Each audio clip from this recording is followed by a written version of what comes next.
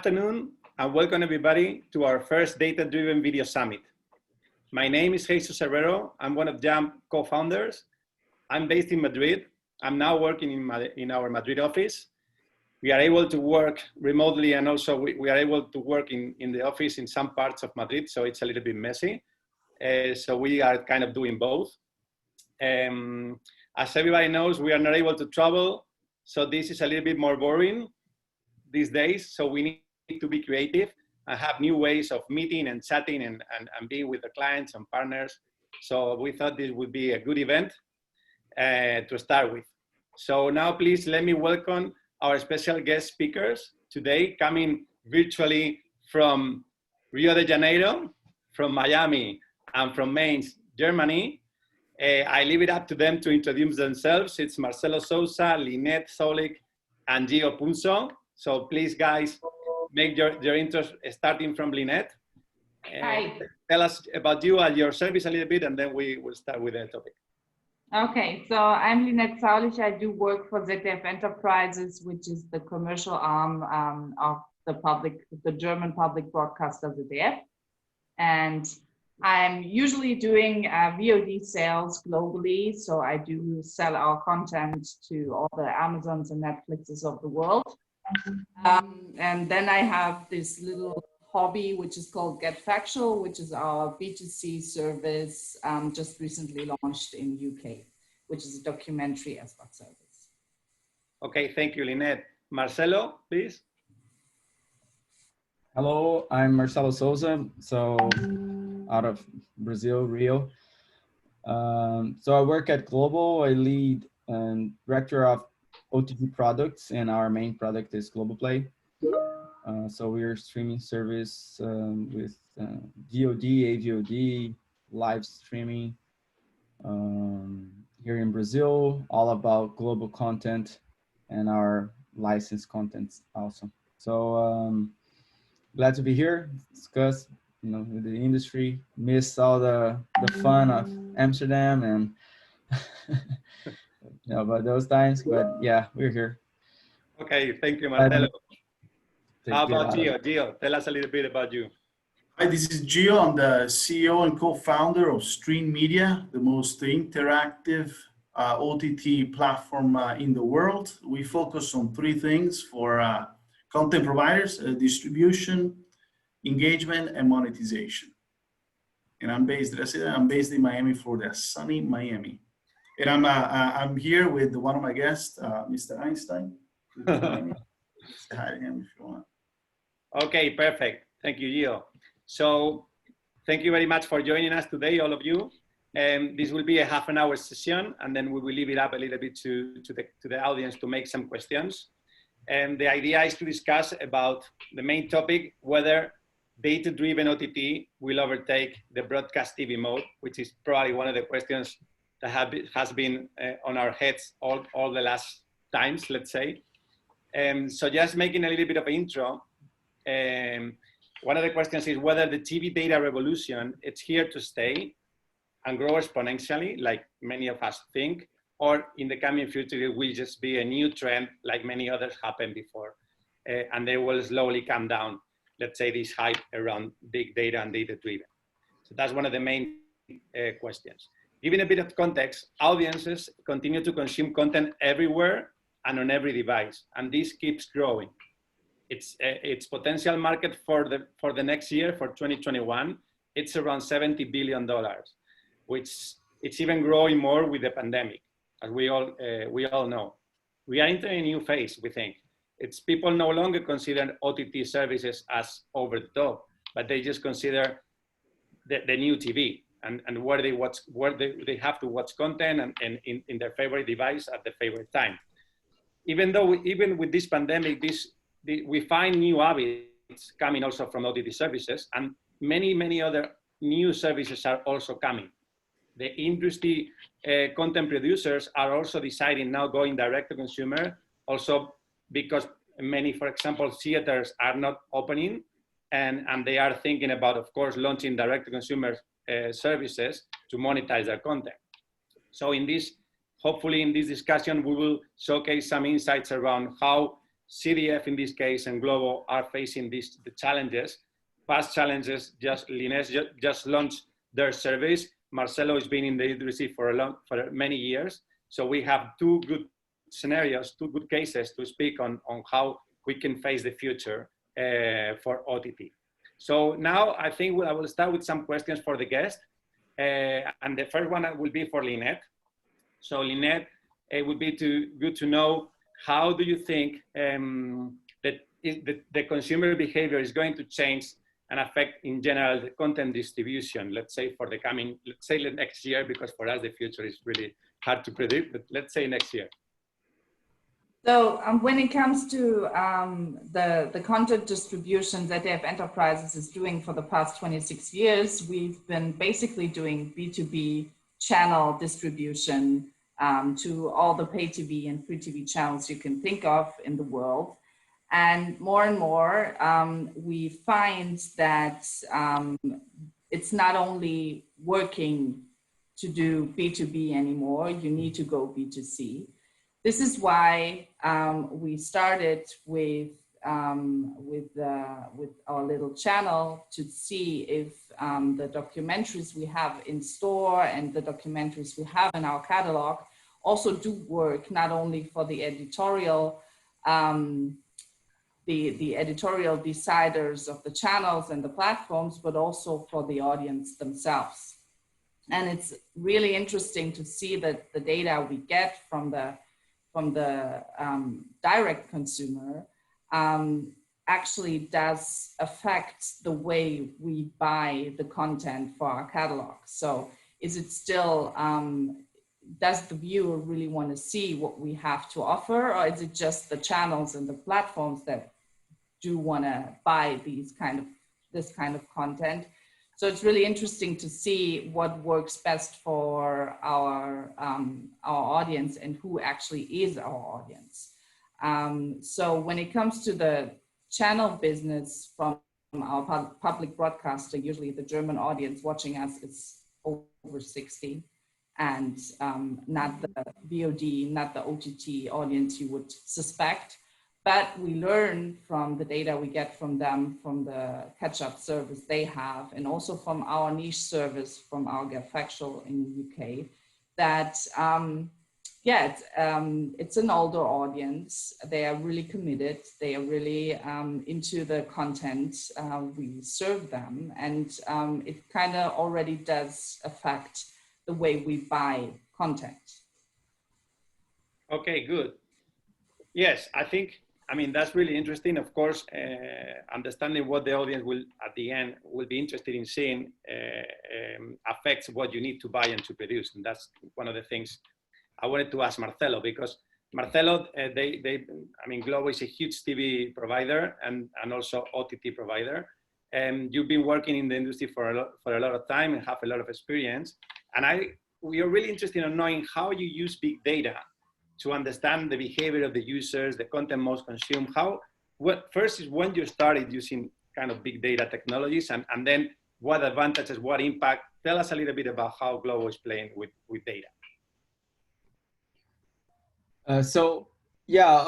We usually say that we've been working with data for the past 40 years, but it was discrete data, right? And very small amount of data and variety, and what's bring us to the big. So the telenovelas have always, and who knows everyone that knows the telenovela formats and narratives, it's an open story, and you'll always hear the public continuously, and then you drive the story to the ones that are most talked and popular or not popular, right? And popularity is not always the evil and good, but what's being talked about. And we've been with this narrative and model for a long time. And what happened is that now the 3 V's, right? Velocity, variety, and volume. And now the technology have just make that real time, right? And with more like I was mentioning. So I think by doing this in the past, it helped us, be always listening to the user, but on a more panel basis. Now it's more census basis now, that I do have like granular data. We've been in this endeavor for the past at least 10 years. 10 years, I think, was the first investment on infrastructure. And because, when you have that data, you have to store this, to manipulate that. And so we started studying this bottom up, right? So getting all the infra ready and the technology ready. And when that was ready, and I think 5 years ago when we launched Global Play, we were born with, big data inside and taking advantage of the digital attributes of, real-time consumer knowledge and, tracking. It's tougher than it looks. So when you look at the data science part of things, and the statistics, it's very important. But if you don't bring the technology together, and spread the culture of metrics and tracking on every team, and data quality, and all those things, and also bring product teams that are also driven by data and could be driven by data and believes in data, because normally content and product teams, they are a lot there's a lot of intuition, right, and gut feeling. So all of this data science, product and content, the business and technology, they have to, everyone has to believe, because as one friend of mine says, and Ricardo Capra, one of my friends here in Brazil, and he helps us a lot on this on this field, is you can torture data until you confess what your truth, right? So yeah, that's the thing about big data. But yeah, so having those three pillars, walking together, believing, and start small. Start with simple questions and then build complex questions based on simple ones. That's I think the tricky part. Normally when you say big data and people, oh no, I'm gonna answer the most complex questions, but nailing it down to simple ones is, I think, it's one of the challenges that we have every day, and it's a daily on a daily basis. Yeah. We have built we have built most of the technology based on open source solutions. I think it's a good path, because you can be flexible and you can have different parts of the world contributing. And of course, on a more technology base, you need to partner with some cloud providers, because it's data quality. It could be an issue for you. And on the business side, yeah, it's getting those artistic thinking and the business guys to trust data. So you have to kind of go on a date, and then show, and you build trust, because people need to trust data. And so yeah, that's how we've been doing, and doing a lot of recommendation, personalization on the navigation, on the next video. Trying to build the personas out of it, trying to reconnect with the content production. Yeah, that's how we so do Global it. Play was pretty much already born as a data-driven company, let's say.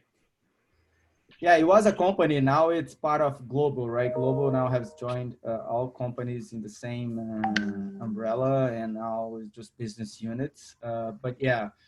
And the good thing is that the telenovelas, they are very much, they are watched on TV as an event-based television, on the broadcast TV. And they are also a huge success in Global Play. So, which is good, because then I can, use those moments and use data to make it better, the whole narrative, right? Because people are actually looking for Global, because Global way of telling stories, and Global Play is just the means, right? But with more stamina. Yeah. Okay, thank you, Marcelo. Let's go to Gio that has something I think really interesting to share with all of us, and that's why he has his formula behind. So Gio, please tell us about the magic that you have. Thank you, Jesús. And no, it was very interesting hearing Linette and Marcelo's story as well, right? So no, what we're providing, you know, right behind us is a formula for success, right? We've seen as an OTT content platform, we've seen a lot of content providers making it into this OTT world, and some of them, you know, just failing, you know, and we tried after so many years to understand, you know, where does it break? You know, why don't all OTT news services make it? So we came up with this formula, which every day makes more sense to us, right? So you have content, and everybody says content is king, but there's so much content as well that anybody can take, right? So yes, content is important, quality of content is important, relative personalized content is important, but then there's the piece of distribution, and Linette talked about it. You know, distribution is super important. One of the things that we saw during the COVID times is the realization from content providers that distribution is necessary, right? I need to be on every screen. I need to be on iOS, Android, Roku, Apple TV, Fire TV, smart TVs. And that was epic, because for so many years we've been going, hey, you gotta distribute the content, COVID hits, and they knew that the audience shifted away from regular TV and on these, you know, on this type of devices. So that's the distribution piece of the formula. So you gotta have your content everywhere. By the way, you gotta use social media to bring people back into your platform, and that's part of the formula of success. And then there is engagement. And this morning during the keynote speech, I focused a lot on personalization, but personalization of the engagement, not just of content. Because again, stop throwing content at people. You need to personalize the engagement piece of it. Example, you know, let's say, Jesús, you're a big soccer fan. So what you want to is play maybe a video game, a soccer video game, or you want to be in a chat with people that enjoy the same type of content that you do, or maybe you want to have a different experience where you want to watch together with other people. You need to use engagement in order to really have people stay in your platform, not leave, and feel part of your community. I'll throw you another crazy example. During COVID times, people shifted away from, listen to this, away from YouTube, which is watching content, to TikTok. Why? Because I can watch content on TikTok and I can make content. I can be engaged. I can create stories. So the future, you know, the forecast of the future is really be able to personalize that engagement experience where I can choose if I just want to watch content, if I want to create stories, if I want to chat, if I want to watch together, if I want to play games. That's going to be the key. And if you get it right, if you have, you know, the right platform that allows you for, again, content distribution, engagement, then you need to create different business model for monetization. So monetization is not going to be only SVOD.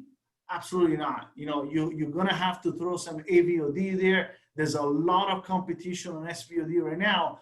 Voucher, passes, pay-per-view, new ways of interacting with advertisement.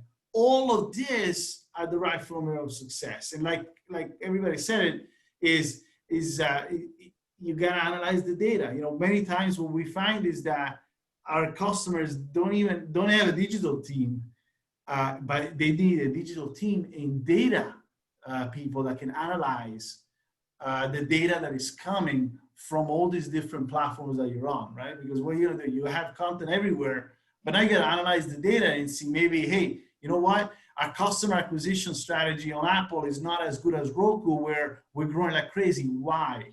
You know, what is happening to those users on Roku? How can we grow faster there and start increasing and making a difference on Apple TV? Anyway, you're not going to be able to make those decisions without user data.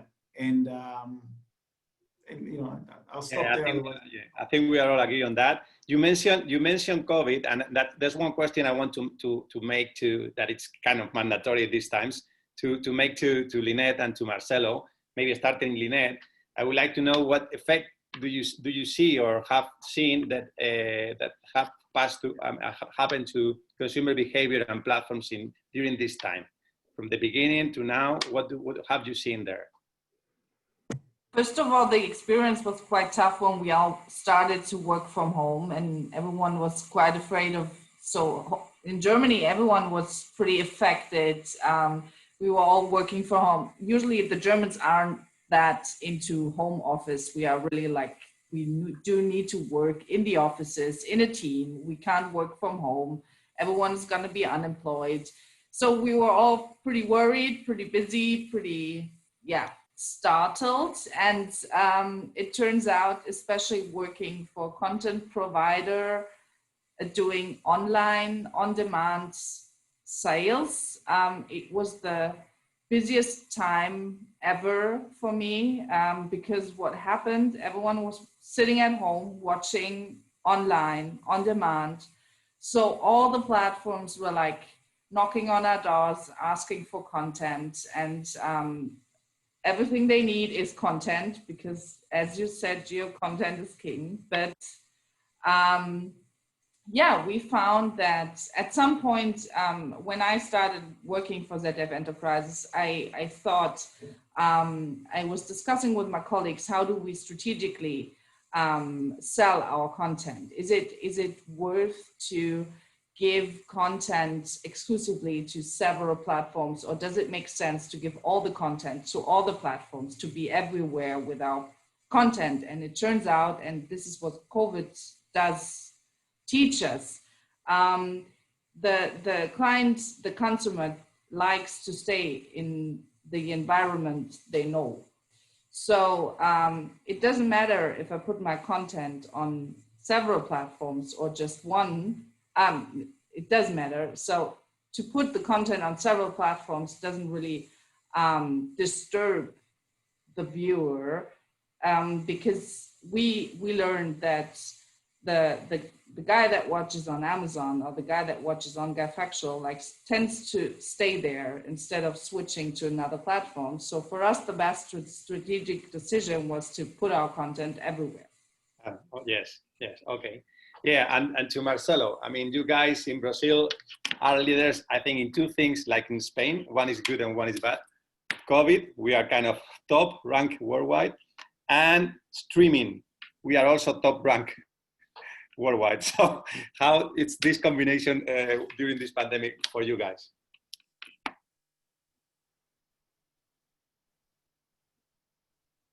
You're on mute. I think you're on mute. Yeah, sorry. Classic, right? Starts talking on mute. Yeah. This and Kids Coming. Those are the two classic ones. I've been at home, still at home here. Anyway, so we experienced, a huge success. We doubled the playtime hours on the first semesters related to 2019 at the same time. 145% more subscribers. So this has impact the consumption on global play and the business itself. What we've seen it's a real balance on interests on international content versus Brazilian global produced content, original content. So 30% each on Video Start, and then live channels would come third. But this is on Video Starts. When you talk about hours, then live channels, it's just amazing what's happening in global play. We've just out of the 100 million hours, almost 1 billion hours that we have served up to now in 2020, 200 million it's served on live channels. So what makes us think that live is not dead, and I think the industry has noticed that across the world, And people actually, it's not about live and on demand, it's about the curation and how you trust that brand to know what your need, you know, what you're feeling and the context that you are. So sometimes you're just leaning back, you know, and you just want to watch whatever content that specific curator wants you to watch or produce. Or so this flexibility in global play and having this without having to change HDMI output input or something. So this is it's very, very compelling for the user, and actually having this area, this personalized area or recommendation. So I think what actually one of the things that OTT brings is this, you know, ease of use and experience between different contexts, on demand, live, and transactional, whatever it's on hand.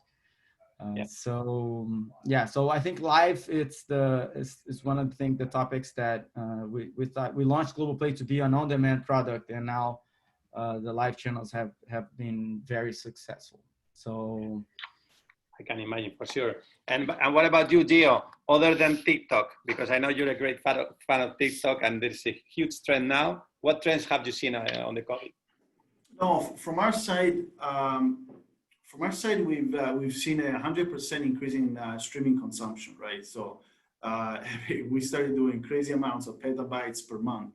Every single one of our customers, and we have more than 500 OTT platforms out there in the market, in different parts of the world, 141 countries in the world. So that we knew that was coming. What we did not expect is the 5,000% increase in engagement, right? So we work with radio stations and TV stations. We started seeing people listening to the radio. And actually thinking of this, Marcelo, we have a customers in Brazil, which is JBFM. I don't know if you're familiar with them. JBFM in Rio. So we did the entire platform for them because they wanted to be ahead of everybody else. And they were so skeptical a few months ago on the chat feature. Because no, people are not going to listen to the music and chat. Well, COVID hits, and everybody wanted to feel part of the community, right? They wanted to share, even just to say hi, because you're going crazy, you know, locked in your house without really having the chance of communicating with other people. So we saw a crazy amount of increase in engagement. Chat was one of the features that was very much used by radio and TV.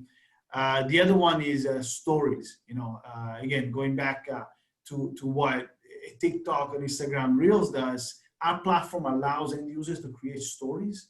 So instead of just having a passive experience, watching content, now the end user is saying, hey, I hope everybody's okay with the COVID, or you know, some of our customers launch campaigns, tell us your favorite joke. But that's how a content provider is really going to be able to connect with the end user by giving that something extra. You know, again, it's not just content anymore. You know, it's got to be more than that. It's got to be engagement. It's got you know, our vision is that every single content provider needs to become a small social media network. So yes, you're providing content, but something else as well. And again, the data shows it. Yeah, go back to data. The data shows that our vision is correct. It's yes, content consumption went up the roof, but engagement had a huge increase in the platforms that we manage. Okay, there's one question I want to ask you, all of you, and it's the topic of today. How do you see the future? Do you think data-driven OTT will, let's say, will overtake broadcast TV? They will be combined. What is your vision on this? It will be a matter of years, decades. How do you see the future? Let's start with Linette.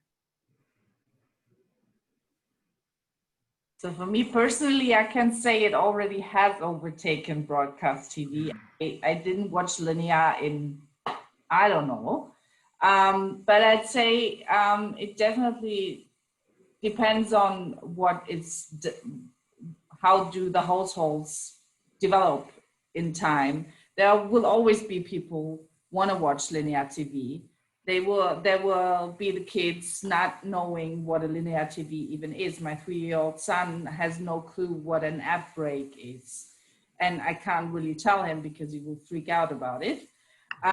So there's this behavioral development that will show how it's going to turn out. But the fun thing is that all of the Pluto TVs and all of the VOD platforms now found that channels and programming in linear channels actually does make sense, because the people don't have to choose by themselves anymore what they want to watch. So I think we'll see a mixture of all of it, and the data is the most important when it comes to all the content, the distribution, and the engagement in the end. So yeah, I'm excited about it. I like that approach. Okay, Marcelo, what about you? Yeah, I have a positive thinking about the the mix of the businesses, because we tend to put everything together. When we say broadcast, we're talking about the broadcast transmission, which is a network mode. We're talking about the interruption mode of ads, and we're talking about event-based television. So when you say broadcast, when you break to product, business, and technology, and then what are we talking about? So are we talking about broadcast mode? I think broadcast mode won't go away. There's still a lot of things to happen on internet based video transmission to have 40 million people tuned at the same time with the quality that broadcast has. So broadcast transmission still plays a role, but the experience of linear and event-based and don't have a feedback, this is a disadvantage. So OTT will play a role on that, and no consumer knowledge. And regarding experience and ads and monetization, also OTT will bring segment, target, and consumer knowledge to that point, and of course branded content and everything that we're experiencing. So we believe that we'll harvest the best of each existing businesses to build this new hybrid approach, and that's our target. So this year we launched. We've been working for the past 2 years with TCL, Panasonic, and Sony, and this year we launched with Samsung in Brazil the hybrid experience of Globo and Globo Play. So now we have a bridge that connects broadcast to broadband, as we envisioned 18 years ago when I joined the industry, but now we're making it happen, and in a way that for the user, you just press the button Globo and you will receive content on the better, with a better experience, best quality. And I will decide if the best is to go to the antenna or the internet. The user doesn't have to think about that, just think about context. If I want to watch this on demand or event-based with everyone, like sports with no delay. So that's our thinking. So we have joined forces with major manufacturers, more are coming, and we are delivering this hybrid approach. We will bring target advertising to free-to-air television. So this will fill a gap there, and that's it. So giving the freedom to the user to choose, and not for him to think in the antenna or internet. So I think the OTT and broadcast question is circumstantial. Yes. And just one remote control, which is key. What about you, Gio? What do you think? Yeah, I think, if you go back and look at the traditional broadcast, it doesn't give you that much data, right? You really cannot get the data from traditional. And that's the huge advantage of everyone wanting to shift to OTT, which you finally get, you understand what's happening, right? So even traditional, in our opinion, is going to start moving faster to IP, to streaming, or to OTT, because you finally, broadcasters, radio stations are looking at real data that they did not have ever. You know, they would have to hope and pray that the Nielsen report will give them, you know, a top ranking, something that, again, you don't need anymore, right? You don't need, if you go direct to consumer, you're getting that data yourself. And then you get to do a lot of different things. You get to create different business models. You get, you know, I'll give you another example. Do you know how much is a 2 minutes ad on TikTok? Anybody knows? 2 minutes ad on TikTok. You open up TikTok, you look at the ad for 2 minutes, $450,000. These numbers are insane in traditional broadcast. There's no way that somebody's going to pay, only maybe during the Super Bowl or the World Cup, right? So it's a wake-up call, you know, in streaming, OTT, which, you know, Instagram, Facebook, TikTok, these are all OTT platforms. It's a wake-up call because you get real data. You know exactly how many people you're going to be able to reach. With traditional, you don't. So I'll finish by saying, you know, Tesla is a data company, is not a content company. Netflix is not a content company, it's a data company. Content providers need to become data company in order to grow in the digital world. Okay, this is good for the next question to finish, that I think is interesting for everybody in the audience, which is basically what advice each of you will give to a service, let's say a direct-to-consumer service that is going to launch now. Let's say, what advice will you give in for the next year? What steps should they take? What should be thinking of? Let's start with the same order, with Linette first, and see your opinion on this. This is a good one.